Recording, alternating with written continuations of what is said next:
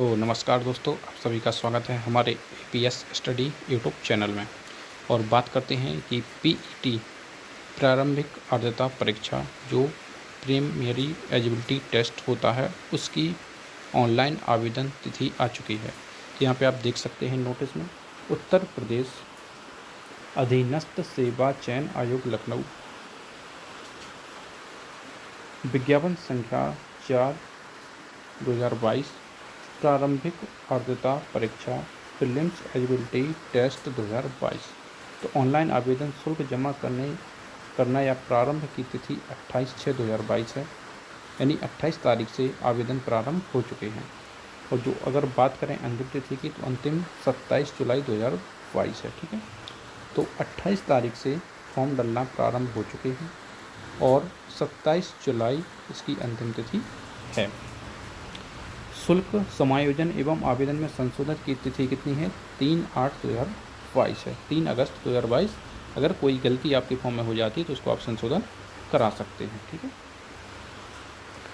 इसके बाद बात करते हैं तो विशेष कथन क्या है इसमें? उपयुक्त विज्ञापन के सापेक्ष आवेदन व शुल्क जमा करने की अंतिम तिथि 27/7/2022 है। इस तिथि के बाद कोई आवेदन शुल्क स्वीकार नहीं किया जाएगा। अभ्यर्थी अपने आवेदन पत्र का प्रिंट आउट तब तक नहीं निकाल सकेगा जब तक कि उसके द्वारा जमा शुल्क का समायोजन बैंक द्वारा नहीं कर दिया जाता। अतः अभ्यर्थी द्वारा बैंक से शुल्क का समायोजन 27 जुलाई 2022 तक अथवा उसके पश्चात विलंब 7 दिवस के अंदर अर्थात 3/8/2022 तक अनिवार्य रूप से करा लिया जाए। यानी जो आवेदन करने की अंतिम तिथि है वो आपकी 3 अगस्त 2022 है। ठीक, ऑनलाइन आवेदन। ठीक है, तो ये आपकी वेबसाइट है। ठीक है, तो वेबसाइट के जरिए आप ऑनलाइन आवेदन कर सकते हैं। ठीक है, ये आपकी वेबसाइट पे ही यहाँ पे जाके आप ऑनलाइन आवेदन कर सकते हैं।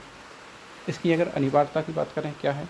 ठीक है, तो द्विस्तरीय परीक्षा प्रणाली प्रभावी होने के पश्चात उत्तर प्रदेश अधीनस्थ सेवा चयन आयोग की परिधि में आने वाले विभिन्न विभागों के नियंत्रणाधीन भिन्न भिन्न प्रकार के रिक्त पदों पर चयन हेतु इच्छुक समस्त अभ्यर्थियों द्वारा प्रारंभिक आर्द्रता परीक्षा में प्रतिभाग किया जाना अनिवार्य है। ठीक है, यदि कोई भी वैकेंसी जो यूपीएससी निकालती है, यूपी ट्रिपल एससी निकालती है, ठीक है, तो उसकी जो प्रारंभिक परीक्षा है ये आपको पास करना अनिवार्य है, अन्यथा आप वो फॉर्म नहीं डाल सकते। ठीक है, यदि आप इस परीक्षा में पास होते हैं तो आप कोई भी वैकेंसी जो यूपी ट्रिपल एससी के जरिए होती है उसमें फॉर्म सबमिट कर सकेंगे। ठीक है, तो उल्लेखनीय है कि प्रारंभिक आर्द्रता परीक्षा 2021 का परिणाम 28/10/2021 को घोषित किया गया था, जो कि 1 वर्ष की अवधि अर्थात 27/10/2022 तक प्रभावी है। तो जो परीक्षा होती है ये आपकी 1 साल तक मान्य होगी। अगर इसमें पास होते हैं तो आप 1 साल तक मान्य होंगे। ठीक है, जो 2021 में परीक्षा हुई थी वो भी 1 साल के लिए थी। ठीक है, तो इस तरीके से आपको ये फॉर्म डालना अनिवार्य हो जाता है। ठीक है, तो इसकी जो वैधता अवधि है, समाप्त होने की अवधि क्या है? ठीक है, तो यहाँ पे आप देख सकते हैं परिणाम की वैधता अवधि समाप्त होने के उपरांत तो मुख्य परीक्षाओं के आयोजन हेतु निर्गत किए गए विज्ञापनों के सापेक्ष मुख्य परीक्षा हेतु अभ्यर्थियों की शॉर्ट लिस्टिंग प्रारंभिक आर्द्रता परीक्षा 2022 के स्कोर के आधार पर की जाएगी। यदि कोई भी वैकेंसी निकलती है तो उसकी जो शॉर्ट लिस्टिंग होगी, जो लिस्ट बनाई जाएगी, जो मेरिट लिस्ट बनेगी, वो किसकी परीक्षा के आधार पर बनेगी?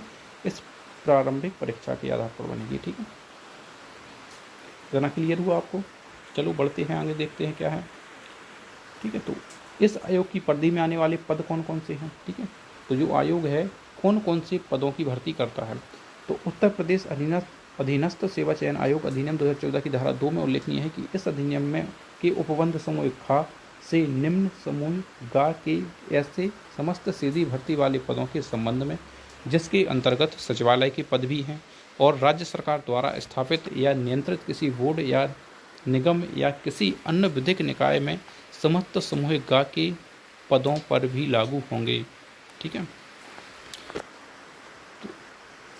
तो ये कुछ पद होते हैं। ठीक है, तो यहाँ पे कुछ चीज़ें हैं, आप ये पढ़ सकते हैं। ठीक है, तो विभिन्न आयोग से प्राप्त होने वाली याचनाओं के सापेक्ष प्रारंभिक आर्द्रता परीक्षा 2022 के स्कोर की वैधता अवधि में आयोग की ओर प्रकाशित होने वाले मुख्य परीक्षा के विज्ञापनों से आच्छादित पदों पर चयन हेतु इस परीक्षा का परिणाम स्कोर प्रभावी होगा।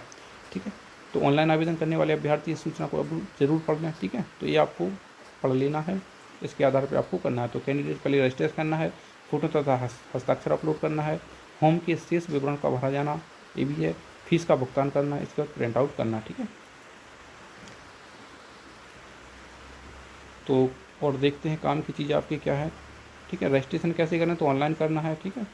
इसके बाद फ़ोटो तथा सिग्नेचर के बारे में यहाँ पे दी गई हैं क्या है, तो चेहरे की छवि स्पष्ट दिखनी चाहिए, चेहरे पर अत्यधिक चमक या छाया नहीं होनी चाहिए, ठीक है। ठुड्डी से शिखर तक साफ दिखना चाहिए, चेहरे के दोनों किनारे दोनों कान साफ दिखने चाहिए, ठीक है। चश्मा पहनने की स्थिति में आंखें साफ दिखनी चाहिए और शीशा रंगीन नहीं होना चाहिए, यानी कलर वाला चश्मा नहीं चलेगा। कैमरे पर नज़र सीधी हो, अभिव्यक्ति तटस्थ हो, आंखें खुली हो और मुंह बंद होना चाहिए। सफ़ेद या हल्के ग्रे रंग की सादी पृष्ठभूमि आवश्यक है, यानी जो पीछे का जो बैकग्राउंड है वो कैसा सफ़ेद या ग्रे हल्के ग्रे रंग का होना चाहिए, ठीक है। फोटो का आकार क्या है, तो वो 3.4 सेंटीमीटर से 4.5 सेंटीमीटर होना चाहिए, ठीक है।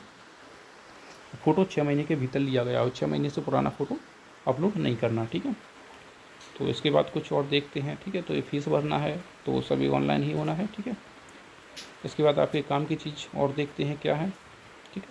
तो यहाँ पे जो फीस है वो सामान्य वर्ग के लिए 160 रुपये और 25 रुपये ऑनलाइन शुल्क, तो इससे आपका 185 रुपये कटेगा, ठीक है। ओबीसी का भी 185 है, और अनुसूचित जाति की बात करें तो यहाँ पे 95 रुपये है, अनुसूचित जनजाति 95 रुपये और विकलांग के लिए 25 रुपये, ठीक है। तो यहाँ पे जनरल और ओबीसी 185 रुपये फीस रखी गई है, ठीक है। इसके बाद आगे देखते हैं क्या है, तो आवेदन पत्र में संशोधन, यदि कोई गलती हो जाती है तो आपको 7 दिन का इसमें मौका दिया जा रहा है, इसमें आप संशोधन कर सकते हैं, ठीक है।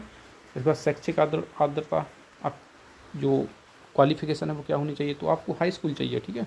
इसमें ज़्यादा क्वालिफिकेशन की रिक्वायरमेंट नहीं है, आप यदि हाई स्कूल पास हैं तो आप ये फॉर्म भर सकते हैं, ठीक है। सिर्फ हाई स्कूल पास हो तो आप ये फॉर्म भर सकते हैं। इसके बाद आयु सीमा, तो 18 वर्ष से 40 वर्ष, यदि आपकी आयु सीमा 18 वर्ष से 40 वर्ष है, ठीक है, 18 से 40 वर्ष, तो आप ये फॉर्म भर सकते हैं, ठीक है। और जो नोटिस है आप इसे आसानी से पढ़ सकते हैं, मैं टेलीग्राम पर आपको ये नोटिस अपलोड कर दूंगा, ठीक है। तो आप डाउनलोड कर सकते हैं इसे, ठीक है, वहाँ से आप इसको पढ़ सकते हैं। और यहाँ पे आरक्षण के बारे में बात की गई है, तो आपको कुछ आरक्षण से संबंधित कुछ बातें हैं, ठीक है। परीक्षा योजना एवं पाठ्यक्रम, ठीक है। तो यहाँ पे लिखित परीक्षा के संबंध में विशेष नोटिस दिया गया है, ठीक है। तो परीक्षा कार्यक्रम, तो अभी इसकी प्रारंभिक अर्हता परीक्षा 2022 की लिखित परीक्षा का कार्यक्रम यथा समय वेबसाइट के माध्यम से पृथक सूचित किया जाएगा, यानी अलग से सूचित किया जाएगा। अभी इसकी परीक्षा तिथि घोषित नहीं की गई है, ठीक है। स्कूल की वैधता कितनी होगी, तो 1 वर्ष तक आपका ये मान्य होगा, ठीक है। उसके बाद अभ्यर्थियों के लिए विशेष अनुदेश, तो ये आप पढ़ सकते हैं, ठीक है। यहाँ पे आपके काम की कोई चीज़ नहीं है। और आइए मैं आपको ले चलता हूँ सीधा सिलेबस पर कि इसके लिए आपको क्या क्या पढ़ना है, ठीक है, क्या क्या पढ़ के आपको जाना है, ठीक है। तो यहाँ पे देखिए आपका सिलेबस दिया गया है। जो भारतीय इतिहास है वो 5 नंबर का आना। तो इतिहास में क्या क्या, सिंधु घाटी सभ्यता, वैदिक संस्कृति, बौद्ध धर्म, जैन धर्म, मौर्य वंश, गुप्त वंश, हर्षवर्धन, राजपूत काल, सल्तनत काल, मुगल सम्राट, मराठा, ब्रिटिश राज और ब्रिटिश राज एवं सामाजिक आर्थिक प्रभाव, तो ये पढ़ना। तो इतिहास पूरा 5 नंबर का आएगा, ठीक है।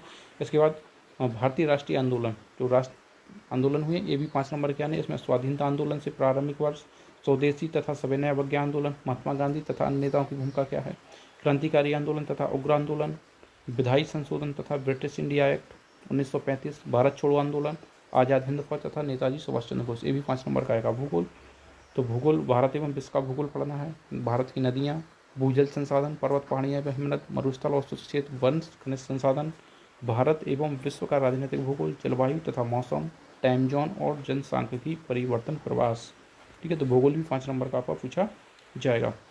इसके बाद अर्थव्यवस्था है, तो ये भी 5 नंबर की पूछी जाएगी, ठीक है। तो ये आप पढ़ सकते हैं, इसमें क्या क्या पढ़ना, ठीक है।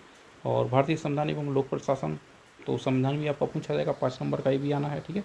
इसमें भारतीय संविधान की मुख्य विशेषताएं क्या हैं, राज्य की नीति निर्देशक सिद्धांत, मौलिक अधिकार एवं कर्तव्य, संसदीय प्रणाली, संघीय प्रणाली, संघ एवं केंद्र शासित प्रदेश, न्यायिक ढांचा, सर्वोच्च न्यायालय एवं उच्च न्यायालय, जिला प्रशासन एवं स्थानीय निकाय एवं पंचायती राज संस्थाएं, ये भी आपका 5 नंबर का आने वाला है, ठीक है।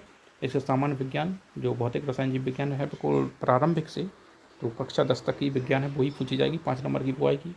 इसमें प्रारंभिक अंकगणित, तो अंकगणित के कुछ 6 चैप्टर पूछे गए हैं इसमें। पूर्ण संख्या, भिन्न एवं दशमलव, प्रतिशत, साधारण अंकगणित समीकरण, वर्ग एवं वर्गमूल, घातांक एवं घात और औसत। 5 नंबर की आपकी मैथानी है ओनली, ठीक है। और सामान्य हिंदी, तो इसमें संधि, विलोम, पर्यायवाची शब्द, वाक्यांशों के लिए एक शब्द, लिंग, समश्रुति, भिन्नार्थ शब्द, मुहावरे, लोकोक्तियाँ, सामान्य शुद्धियाँ, लेखक एवं रचनाएं, ये भी आपकी 5 नंबर की पूछी जाएगी।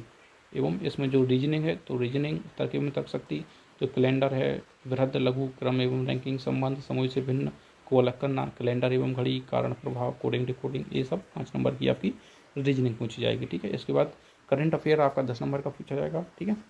तो आप समाचार सुनते रहिए और रोज़ क्या हमारे देश में हो रहा है ऐसा, ठीक है। और सामान्य जानकारी जीके, तो वो भी 10 नंबर का पूछा जाएगा, ठीक है।